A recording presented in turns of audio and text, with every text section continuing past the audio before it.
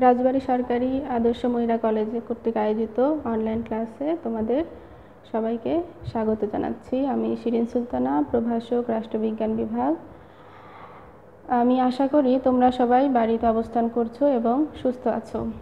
বৈশ্বিক এই করোনা পরিস্থিতিতে তোমাদের সাথে অনেক দিন দেখা সাক্ষাৎ নাই, কিন্তু তারপরও আমাদের পড়াশোনা চালিয়ে যেতে হবে। তোমাদের বাড়িতে অবস্থান করেও তোমরা যাতে তোমাদের পড়াশোনা চালিয়ে নিতে পারো, এই জন্যেই আমাদের এই প্রচেষ্টা। তো আজকে আমি অনার্স প্রথম বর্ষ রাষ্ট্রবিজ্ঞান বিভাগের অনার্স প্রথম বর্ষের শিক্ষার্থীদের উদ্দেশ্যে একটি ক্লাস নিব। আমার আজকের ক্লাসের আলোচ্যসূচি হচ্ছে, তোমরা বোর্ডের দিকে খেয়াল করো, সেপারেশন অফ পাওয়ার, যার অর্থ হচ্ছে ক্ষমতা স্বতন্ত্রীকরণ নীতি। এটা রাষ্ট্রবিজ্ঞানের খুবই গুরুত্বপূর্ণ একটা বিষয়। যদিও এটা প্রাচীন, মানে অতটা নতুন নয়, প্রাচীনও বটে, কারণ আমরা রাষ্ট্রবিজ্ঞানের জনক অ্যারিস্টটল থেকে শুরু করে পলিবিয়াস, সিসেরো প্রমুখের বিভিন্ন রচনাতে অল্প বিস্তর এই ক্ষমতা স্বতন্ত্রীকরণ নীতির পরিচয় পেয়ে থাকি। কিন্তু যাকে আমরা এই ক্ষমতা স্বতন্ত্রীকরণ নীতি প্রবক্তা বলি, তিনি হচ্ছেন মন্টেস্কু, কারণ তিনি প্রথম এই ক্ষমতা স্বতন্ত্রীকরণ নীতি নিয়ে বিস্তারিত আলোচনা করেন। তার একটা বিখ্যাত গ্রন্থ আছে যার নাম হচ্ছে the spirit of the laws, যেটা প্রকাশিত হয় 1748 সালে। এই the spirit of the laws নামক গ্রন্থেই মূলত মন্টেস্কু এই ক্ষমতা স্বতন্ত্রীকরণ নীতি নিয়ে বিস্তারিত আলোচনা করেন। এখন আমরা প্রথমে জানব আসলে মন্টেস্কু এই ক্ষমতা স্বতন্ত্রীকরণ নীতি বলতে কি বুঝিয়েছেন। তোমরা নিশ্চয়ই জানো যে আধুনিক যে সরকার ব্যবস্থা, সেখানে প্রত্যেকটা সরকারের কার্য পরিচালনার জন্য 3টা বিভাগ থাকে, অর্থাৎ 3টি বিভাগে বিভক্ত হয়ে সরকার বর্তমান আধুনিক রাষ্ট্রের কার্য পরিচালনা করে। তো বিভাগ 3টা হচ্ছে,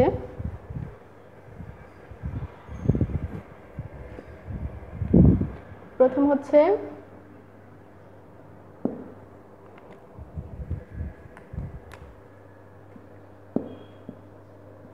আইন বিভাগ,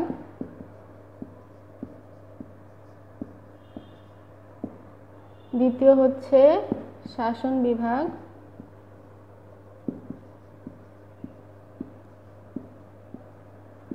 আর সবশেষে যেটা আছে সেটা হচ্ছে বিচার বিভাগ।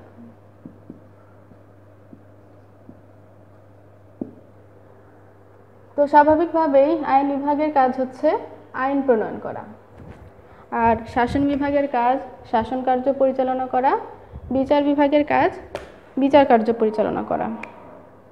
তো মন্টেস্কু বলতে চেয়েছেন যে এই 3টা বিভাগ তাদের নিজ নিজ যে কার্য আছে সেটা আলাদাভাবে, সম্পূর্ণ আলাদাভাবে, কোনো এক বিভাগ অন্য বিভাগের হস্তক্ষেপ মুক্ত হয়ে কার্য পরিচালনা করবে। এবং তিনি আরও বলেছেন যে আইন বিভাগ, শাসন বিভাগ এবং বিচার বিভাগের ক্ষমতা যদি একই ব্যক্তি বা ব্যক্তিবর্গের হাতে থাকে, তাহলে কি হবে? তাহলে দেখা যাবে যে শাসন বিভাগ আইন বিভাগকে দিয়ে নিপীড়নমূলক আইন পাশ করিয়ে নেবে এবং যেটা তোমার রাষ্ট্রের জনগণকে স্বৈরাচারীভাবে শাসন করার ক্ষেত্রে ব্যবহার করবে। অন্যদিকে বিচার বিভাগও যদি শাসন বিভাগ এবং আইন বিভাগের নিয়ন্ত্রণাধীন থাকে, তাহলে কিন্তু সঠিকভাবে বিচার কার্য পরিচালনা করা সম্ভব হবে না। নির্যাতিত ব্যক্তি সঠিক বিচার পাবে না, এতে করে ব্যক্তি স্বাধীনতা ক্ষুণ্ণ হবে। অর্থাৎ ক্ষমতা স্বতন্ত্রীকরণ নীতির মূল কথা হচ্ছে আইন বিভাগ, শাসন বিভাগ, বিচার বিভাগ পরস্পর আলাদা থেকে তাদের নিজ নিজ দায়িত্ব পালন করবে এবং প্রত্যেকটা বিভাগ তাদের নিয়ন্ত্রণের ভিতরে থেকে স্ব কার্য পরিচালনা করবে। এই ক্ষমতা স্বতন্ত্রীকরণ নীতির সমালোচনাও আছে এবং তোমার অর্থাৎ এর বিপক্ষেও কিছু রাষ্ট্রবিজ্ঞানী আছে এবং এর সমর্থন জানিয়েছেন এরকম রাষ্ট্রবিজ্ঞানীগণও আছে। যেমন এদের ভিতরে আছেন হচ্ছে ইংল্যান্ডের রাষ্ট্রবিজ্ঞানী ব্ল্যাকস্টোন, আমেরিকান রাষ্ট্রবিজ্ঞানী যিনি আমেরিকার সংবিধান প্রণেতাগণের মধ্যে একজন, জেমস মেডিসন। এরা মন্টেস্কুর ক্ষমতা স্বতন্ত্রীকরণ নীতি দ্বারা প্রভাবিত হয়েছিলেন এবং এর সমর্থন ব্যক্ত করেছেন এর প্রতি। আচ্ছা, এখন আমরা আজকে ক্ষমতা স্বতন্ত্রীকরণ নীতি কাকে বলে সেটা তো জানলাম, এখন আমরা এর কার্যকারিতাটা ব্যাখ্যা করব। অর্থাৎ আদৌ এটা বর্তমান আধুনিক যুগে সরকার পরিচালনার ক্ষেত্রে কতটুকু কার্যকরী। তো প্রথমেই আমরা যাব হচ্ছে যেটাকে বলা হয় ক্ষমতা স্বতন্ত্রীকরণ নীতি সাংবিধানিকভাবে যে রাষ্ট্রে প্রতিষ্ঠিত সেটা হচ্ছে মার্কিন যুক্তরাষ্ট্র। তো মার্কিন যুক্তরাষ্ট্রের কি অবস্থা? আচ্ছা, প্রথমে আমরা দেখব হচ্ছে মার্কিন যুক্তরাষ্ট্র কার্যকারিতা।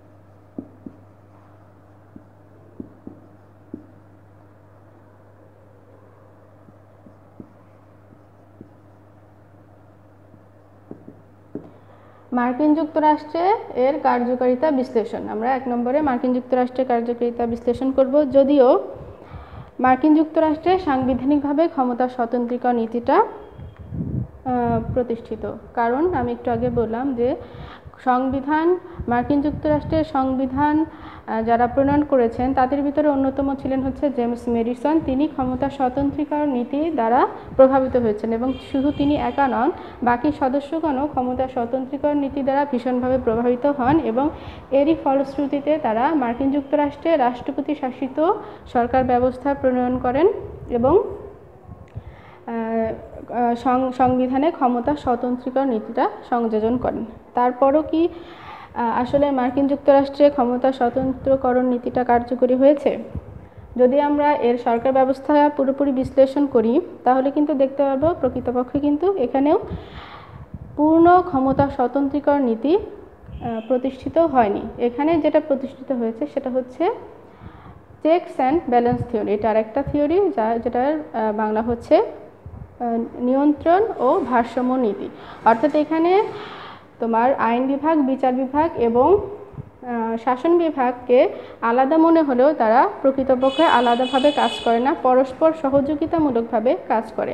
যদিও তোমরা জানো যে মার্কিন যুক্তরাষ্ট্রের রাষ্ট্রপতি জনগণের সরাসরি ভোটে নির্বাচিত হন এবং মার্কিন যুক্তরাষ্ট্রের যে আইনসভা যাকে বলা হয় কংগ্রেস, সেই কংগ্রেসের সদস্যগণও কিন্তু জনগণের ভোটে নির্বাচিত। তারপরও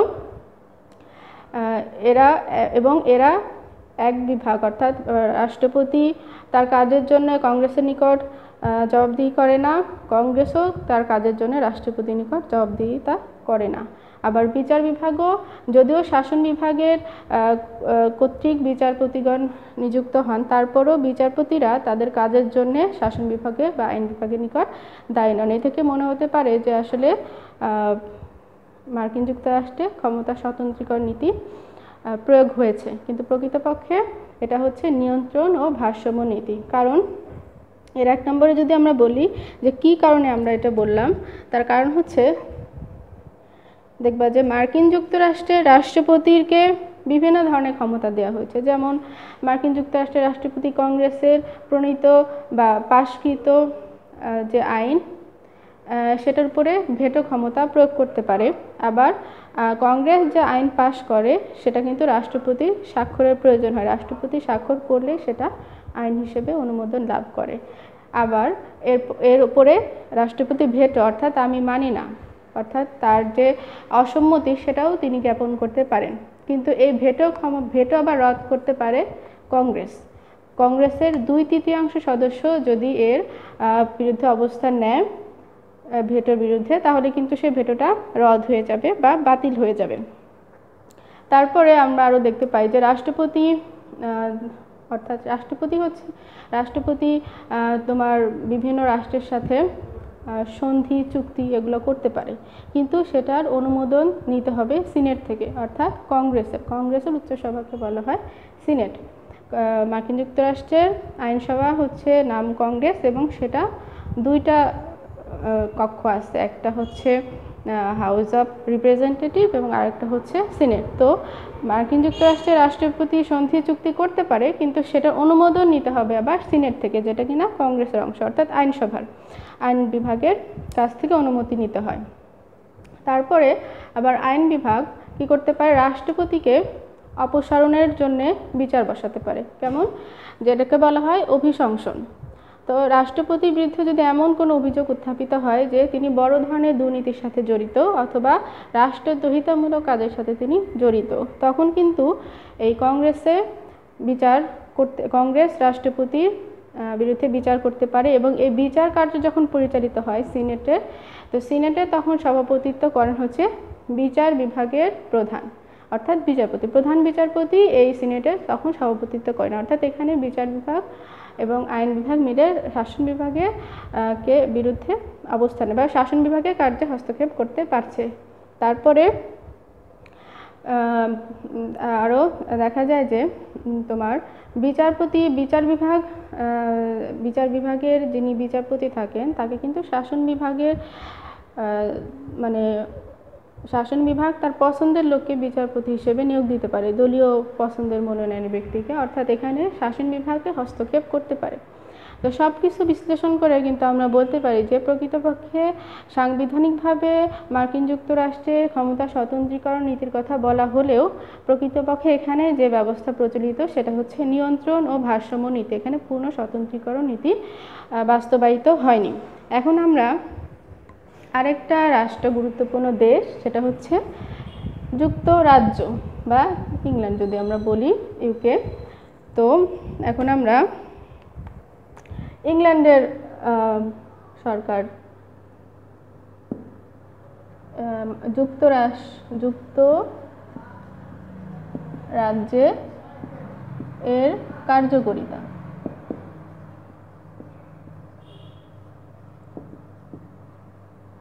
বিশ্লেষণ। যুক্তরাজ্যে এর কার্যকারিতা কতটুকু সেটা আমরা বিশ্লেষণ করব। এখন যুক্তরাজ্যে যে সরকার ব্যবস্থা সেটা হচ্ছে সংসদীয় প্রকৃতির সরকার ব্যবস্থা এখানে বিদ্যমান, অর্থাৎ এখানে আইন বিভাগের হাতে হচ্ছে সার্বভৌম ক্ষমতা এবং এখানে রাষ্ট্রপতি নেই, এখানে আছেন রাজা বা রানী। তো যাই হোক, এখানে হচ্ছে তোমার নামমাত্র রাজা বা রানী থাকেন। তো যুক্তরাজ্যের দিকে যদি আমরা তাকাই তাহলে কিন্তু এখানে পুরোপুরি ক্ষমতা স্বতন্ত্রীকরণ নীতি এখানে উপেক্ষা করা হয়েছে। এখানে আসলে ক্ষমতা স্বতন্ত্রীকরণ নীতি কোনোভাবেই এখানে কার্যকরী হয়েছে এটা বলা যায় না। কিন্তু দেখো যে মন্টেস্কু কিন্তু বলেছেন যে ক্ষমতা স্বতন্ত্রীকরণ নীতি, এই যে নীতিটা ধারণাটা তিনি পেয়েছেন, এটার পিছনে তিনি ইংল্যান্ড সফরে গিয়ে দেখেন যে সেখানে জনগণ ব্যক্তি স্বাধীনতা ভোগ করে এবং সেই ব্যক্তি স্বাধীনতার পিছনে তিনি যে কারণ ব্যাখ্যা করছেন সেটাকে তিনি বলছেন ক্ষমতা স্বতন্ত্রীকরণ নীতি। কিন্তু প্রকৃতপক্ষে এটা যখন পরবর্তীতে রাষ্ট্রবিজ্ঞানের বিশ্লেষণ করে দেখছেন যে আসলে এই ধারণাটা ভ্রান্ত, কারণ সেই সময় সেখানে ক্যাবিনেট ব্যবস্থা বা প্রবর্তিত হয়নি এবং ক্ষমতা স্বতন্ত্রীকরণ নীতি ইংল্যান্ডে তখন ছিল না। তো যাই হোক, এবং এখনও ক্ষমতা স্বতন্ত্রীকরণ নীতিটা সেখানে কার্যকরী নেই। কিভাবে নেই? আমরা যদি এই তিনটা বিভাগ, আইন, শাসন এবং বিচার বিভাগ, এই তিনটা বিভাগের দিকে তাকাই তাহলে কিন্তু আমরা দেখতে পাবো যে ইংল্যান্ডের যিনি প্রকৃত ক্ষমতা সেটা হচ্ছে ইংল্যান্ডের আইন এবং শাসন বিভাগ যৌথভাবে অর্থাৎ সহযোগিতামূলকভাবে তাদের কার্য সম্পাদন করে। কারণ এখানে যে মন্ত্রীগণ যারা হচ্ছে শাসন বিভাগের সদস্য, তারা কিন্তু যখন পার্লামেন্ট চলে তো সেই পার্লামেন্টে কিন্তু তারা সদস্য এবং উপস্থিত থাকে এবং আইন প্রণয়নে তারা সাহায্য করে বা ভূমিকা রাখে। তো দেখা যাচ্ছে যে এখানে শাসন বিভাগের সদস্য এবং আইন বিভাগের সদস্যরা পারস্পরিক সহযোগিতার সাথে পার্লামেন্টে অবস্থান করে এবং একে অপরের কার্যে সহযোগিতা করে। শাসন বিভাগ কর্তৃক খসড়াকৃত আইন পার্লামেন্টের মাধ্যমে পাস হয় এবং সেটা শাসন বিভাগে কিন্তু পরবর্তীতে আইন শৃঙ্খলা রক্ষার জন্য বা বিভিন্ন সরকার পরিচালনার সময় যে বিভিন্ন কার্যক্রম পরিচালনা করতে হয় সেখানে কিন্তু সেটার প্রয়োগ তারা ঘটায়। আবার আমরা দেখতে পারি যে ইংল্যান্ডের যিনি প্রধান বিচারপতি তাকে বলা হয় লর্ড চ্যান্সেলর এই লর্ড চ্যান্সেলর একই সাথে আইন, শাসন এবং বিচার বিভাগে 3টি বিভাগেরই কিন্তু তিনি সদস্য। কিভাবে? তিনি যেহেতু বিচার বিভাগের প্রধান, অর্থাৎ তিনি বিচার বিভাগের সদস্য। এরপরে লর্ড চ্যান্সেলর, ইংল্যান্ডের যে পার্লামেন্ট সেটাও কিন্তু 2টা কক্ষ আছে, একটা হচ্ছে হাউস অফ লর্ডস এবং আরেকটা হচ্ছে হাউস অফ কমন্স। এই হাউস অফ লর্ডসের প্রেসিডেন্ট হচ্ছেন এই লর্ড চ্যান্সেলর, অর্থাৎ বিচার বিভাগ এবং আইন বিভাগ দুটারই কিন্তু তিনি সদস্য হয়ে গেলেন। আবার একই সাথে তিনি ক্যাবিনেট সদস্য, যেটা হচ্ছে শাসন বিভাগ। তাহলে দেখা যাচ্ছে একই ব্যক্তি ইংল্যান্ডে আইন, শাসন এবং বিচারে 3টি বিভাগেরই কিন্তু সদস্য। ক্ষমতা স্বতন্ত্রীকরণ নীতি যদি পূর্ণভাবে বাস্তবায়ন করা হয় তাহলে কিন্তু এটা কোনোভাবেই সম্ভব না। তাহলে বলা যায় যে ইংল্যান্ডে কিন্তু কোনোভাবেই ক্ষমতা স্বতন্ত্রীকরণ নীতিটা বাস্তবায়িত হয়নি, বা ইংল্যান্ডে ক্ষমতা স্বতন্ত্রীকরণ নীতির কার্যকারিতা নেই। তারপরে তোমার আরও যেটা আছে সেটা হচ্ছে ইংল্যান্ডের মন্ত্রীরা তাদের কাজের জন্য আইন বিভাগের নিকট জবাবদিহিতা করে, এবং মন্ত্রীগণ যদি আইনসভার সদস্যদের আস্থা হারায়, অর্থাৎ পার্লামেন্টে যদি তাদের অনাস্থা প্রস্তাব আসে সেই মন্ত্রী শাসন বিভাগের বিরুদ্ধে, তাহলে কিন্তু সেই সরকারটা ভেঙে যাবে, মন্ত্রিপরিষদ ভেঙে যাবে। অর্থাৎ এখানে মন্ত্রিপরিষদ ভাঙতে পারে আইন পরিষদ বা আইন বিভাগ। এভাবে আবার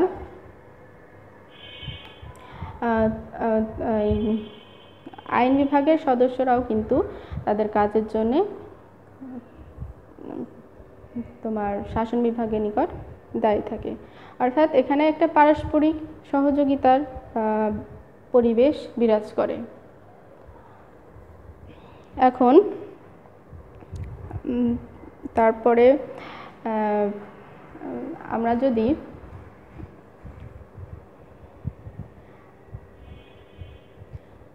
ইংল্যান্ডের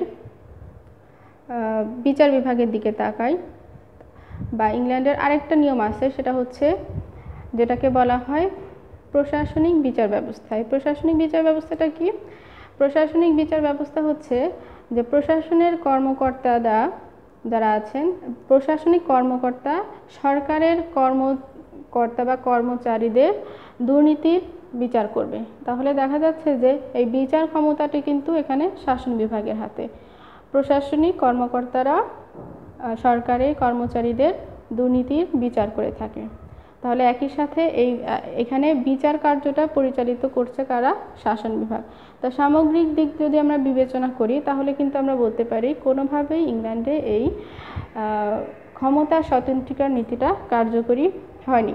পরিশেষে আমরা আসি বাংলাদেশে, অর্থাৎ আমাদের নিজের দেশ। তবে আমাদের পার্শ্ববর্তী দেশ ভারতের কথা যদি আমরা বলি, ভারতেও কিন্তু ইংল্যান্ডের যে সিস্টেম, অর্থাৎ ক্ষমতা স্বতন্ত্রীকরণ বিষয়ে ইংল্যান্ডের যে অবস্থান, ভারতেরও কিন্তু সেই একই অবস্থান, এমনকি বাংলাদেশেরও মোটামুটি একই অবস্থান। তারপরেও বাংলাদেশ সংবিধানে যে 1972 সালে থেকে কার্যকরী বাংলাদেশ সংবিধান, এখানে কিন্তু এই সরকারের 3টা বিভাগকে আলাদা বিভাগ হিসেবে প্রতিষ্ঠা করার কথা বলা হয়েছে, এবং এখানে আইন বিভাগ আইন প্রণয়ন করবে, বিচার বিভাগ বিচার কার্য পরিচালনা করবে এবং শাসন বিভাগ শাসন কার্য পরিচালনা করবে, এই কথা বলা হয়েছে। এখানে মনে হতে পারে যে বাংলাদেশে হয়তো তাহলে ক্ষমতা স্বতন্ত্রীকরণ নীতিটা কার্যকরী, কিন্তু আদতে কিন্তু তা নয়। কারণ বাংলাদেশ কিন্তু ব্রিটেনের আন্ডার অনেকদিন ছিল। তোমরা জানো যে ভারত উপমহাদেশ, এখানে এটা ছিল হচ্ছে ব্রিটিশ ঔপনিবেশিক শাসন ব্যবস্থা, এখানে পরিচালিত ছিল দীর্ঘদিন। এই জন্যে ব্রিটিশ কালচার বা ব্রিটিশ নিয়ম কানুন এখানে কিন্তু আমরা ফলো করি। সেক্ষেত্রে ব্রিটেনের যেভাবে শাসন বিভাগ এবং আইন বিভাগ সহযোগিতামূলকভাবে কাজ করে, বাংলাদেশেও কিন্তু একই অবস্থা।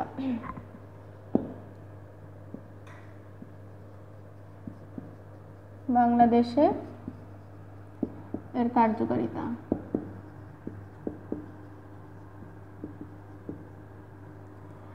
বাংলাদেশে যদি এর কার্যকারিতার বিশ্লেষণ করতে চাই তাহলে ইংল্যান্ডের মতোই অবস্থায় দাঁড়ায়। কারণ এখানের যিনি শাসন বিভাগের যিনি সদস্য তিনি কিন্তু একই সাথে আইন বিভাগের সদস্য। শাসন বিভাগ তার কাজের জন্য আইন বিভাগের নিকট জবাবদিহিতা করতে বাধ্য, এবং শাসন বিভাগ যদি আইন বিভাগের সদস্য অর্থাৎ সংসদ সদস্যদের অনাস্থা প্রস্তাবের দেয় তার বিরুদ্ধে, তাহলে কিন্তু সেই সরকার ভেঙে যাবে, একদম ব্রিটেনের যেরকম সিস্টেম সেরকমই। তাহলে বলা যায় যে এক বিভাগ অপর বিভাগ থেকে আলাদা নয়, বরং এক বিভাগ আরেক বিভাগের সহযোগী হিসেবে কাজ করে। এখানেও রাষ্ট্রপতি যদিও বাংলাদেশে সেরকম ক্ষমতা নেই, নির্বাহী ক্ষমতা প্রকৃতপক্ষে প্রধানমন্ত্রীর হাতে, তারপরেও আইন প্রণয়ন করার ক্ষেত্রে স্বাক্ষর করার একটা ভূমিকা তার আছে, অর্থাৎ আইন প্রণয়ন করতে হলে রাষ্ট্রপতির স্বাক্ষরের প্রয়োজন হয়, যদিও তিনি 15 দিনের ভিতরে স্বাক্ষর না করলে স্বাক্ষরিত হয়েছে বলে ধরে নেওয়া হয়। তারপরে এখানে বিচারপতি যারা থাকেন তারা শাসন বিভাগ কর্তৃক নিযুক্ত হন, এবং অর্থাৎ রাষ্ট্রপতি তাদেরকে নিয়োগ দেয়, এবং জাতীয় সংসদে পাশকৃত আইন অনুযায়ী তাদেরকে বেতন ভাতা দেওয়া হয়, এবং 67 বছর বয়স পর্যন্ত তারা শপথে বহাল থাকতে পারেন, যদি না কোনো অসদাচরণ বা বড় ধরনের দুর্নীতির দায়ে দোষী না হন, এবং যদি দোষী হন তাহলে কিন্তু আইন বিভাগ তাদেরকে অপসারণ করতে পারে বা রাষ্ট্রপতি তাদেরকে অপসারণ করতে পারে। তারপরে হচ্ছে আইন বিভাগ কর্তৃক পাশকৃত আইন বিচার বিভাগ অনেক সময় বাতিল করতে পারে যদি সেটা সংবিধানের সাথে সাংঘর্ষিক হয়, কারণ বিচার বিভাগ হচ্ছে সংবিধানের বা সুপ্রিম কোর্ট সেটা হচ্ছে সংবিধানের ব্যাখ্যা দেওয়ার কাজ। আইন বিভাগ কর্তৃক প্রণীত আইন যদি সংবিধানের কোনো অংশের সাথে সাংঘর্ষিক হয় তাহলে কিন্তু এটা বাতিল হয়ে যাবে। তো এইভাবে পারস্পরিক তিনটা বিভাগ কিন্তু একই সাথে পরস্পর সহযোগিতামূলকভাবে কাজ করে, যদিও বিচার বিভাগের স্বাধীনতাটা প্রয়োজন, এবং এর জন্যে 2007 সালের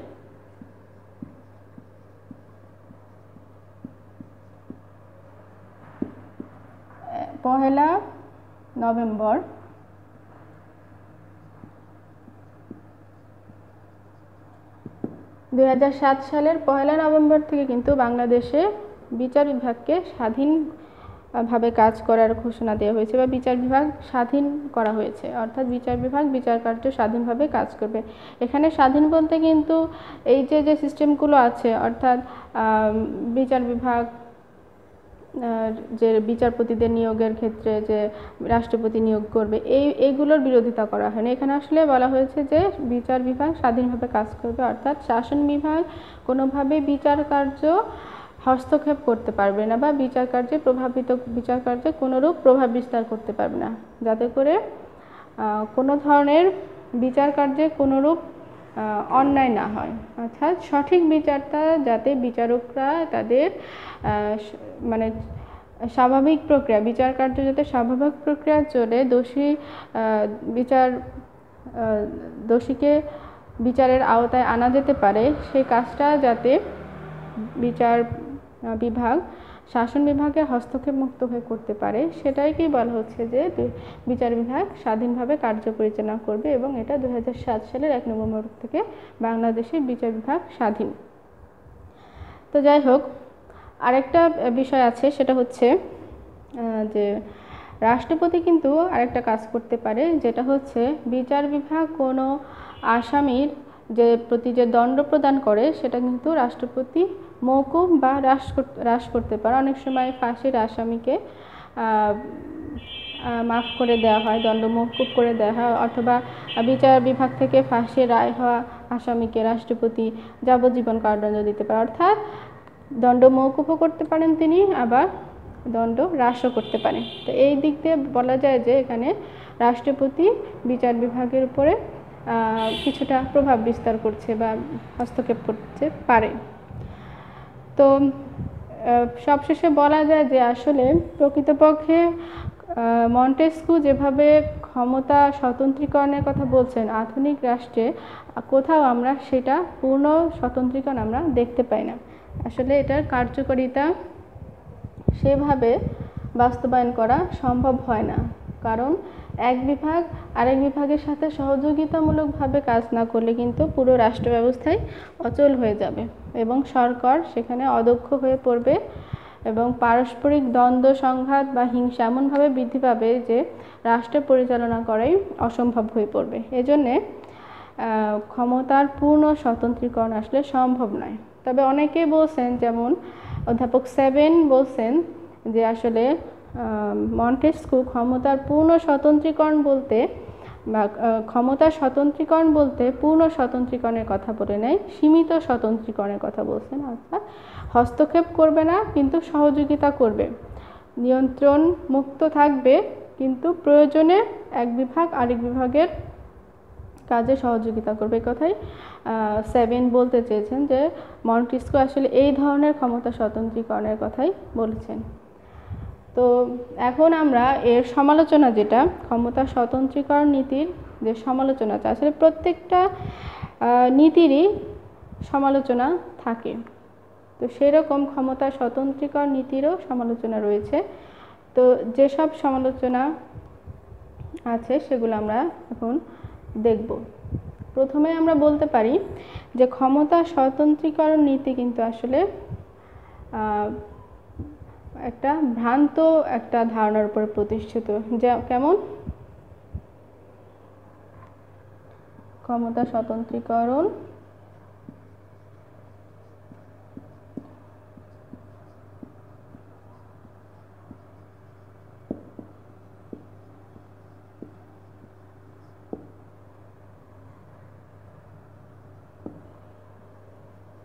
ক্ষমতা স্বতন্ত্রীকরণ নীতির ধারণা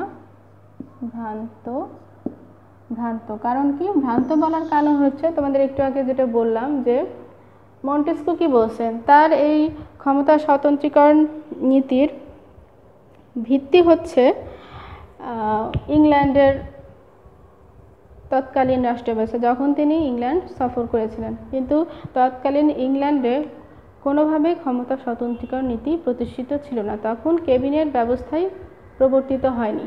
এবং বর্তমানে যে ক্যাবিনেট ব্যবস্থা অর্থাৎ সংসদীয় পদ্ধতি সরকার ব্যবস্থা ইংল্যান্ডে, সেখানে ক্ষমতা স্বতন্ত্রীকরণ নীতি একদমই বাস্তবায়ন করা অসম্ভব। তাহলে তিনি যেটা বলেছেন যে ব্যক্তি স্বাধীনতা রক্ষার জন্যে অবশ্যই ক্ষমতা স্বতন্ত্রীকরণ নীতি প্রয়োগ করতে হবে, এবং ইংল্যান্ডে ব্যক্তি স্বাধীনতা তিনি দেখে মনে করেছিলেন যে সেখানে ক্ষমতা স্বতন্ত্রীকরণ নীতি প্রতিষ্ঠিত, এবং সেখান থেকে উদ্বুদ্ধ হয়ে তিনি এই ক্ষমতা স্বতন্ত্রীকরণ নীতিটার যে বিস্তারিত ব্যাখ্যা বিশ্লেষণ করেন, সেটা কিন্তু আসলে ভ্রান্ত। তারপরে আমরা বলতে পারি যে ক্ষমতা স্বতন্ত্রীকরণ নীতিটার পূর্ণ বাস্তবায়ন কাম্য নয়।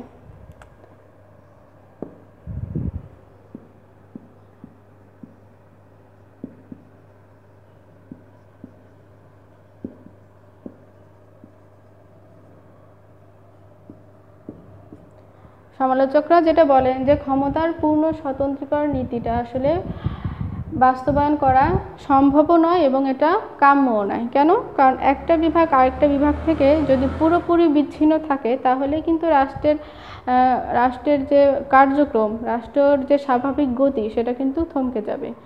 স্বাভাবিকভাবে রাষ্ট্র এক বিভাগ আরেক বিভাগের সাথে সমন্বয়হীনতা রেখে কিন্তু কাজ করতে পারে না, বা রাষ্ট্র সেভাবে সুন্দরভাবে পরিচালনা করাও সম্ভব নয়। এই জন্য সমালোচকরা বলেন যে ক্ষমতার পূর্ণ স্বতন্ত্রীকরণ নীতির বাস্তবায়ন কাম্য নয় এবং এটা সম্ভবও নয়, এবং এর ফলে রাষ্ট্রে অচল অবস্থার সৃষ্টি হতে পারে।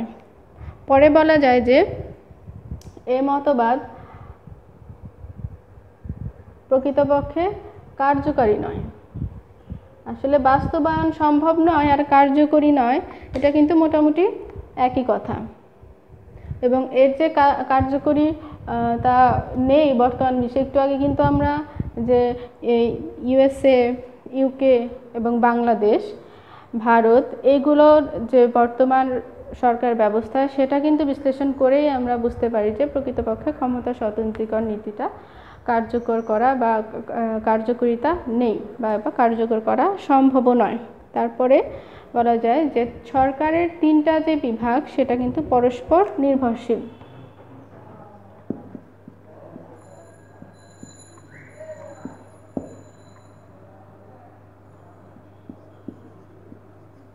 সরকারের বিভাগসমূহ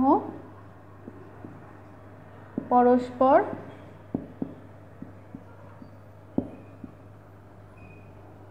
নির্ভরশীল।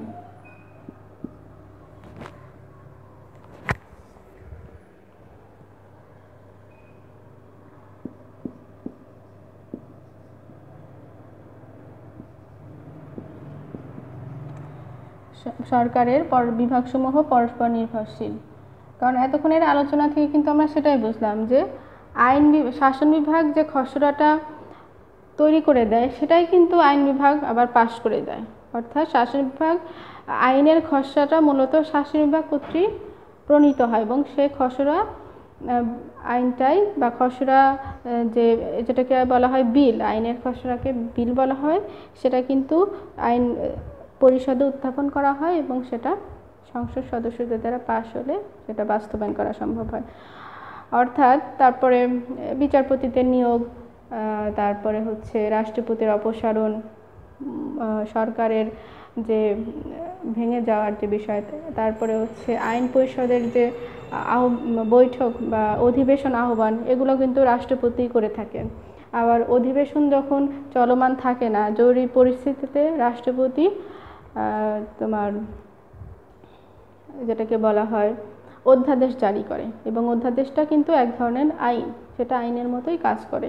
তো এই সামগ্রিক বিবেচনায় বলা যায় যে সরকারের যে তিনটা বিভাগ আছে এটা পরস্পরের উপর নির্ভরশীল, বিচ্ছিন্নভাবে কোনো বিভাগেরই পরিচালিত হওয়া সম্ভব নয়। এরপরে আমরা বলতে পারি যে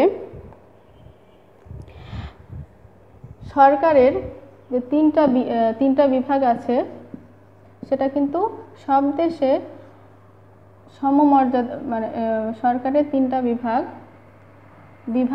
সরকারের বিভাগসমূহ সমমর্যাদা সম্পূর্ণ নয়। সমমর্যাদা